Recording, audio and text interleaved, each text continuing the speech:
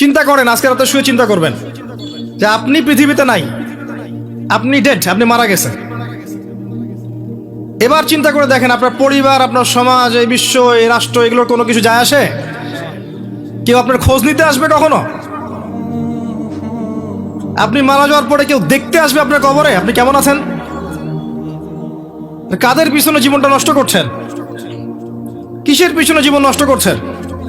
যে আল্লাহ আপনাকে আপনার শরীরে রক্ত দিয়েছেন, মাংস দিয়েছেন, ঘাম দিয়েছেন, শক্তি দিয়েছেন, সামর্থ্য দিয়েছেন, হায়াত দিয়েছেন, রিজিক দিয়েছেন, আল্লাহর জন্য কি করলেন আজ পর্যন্ত?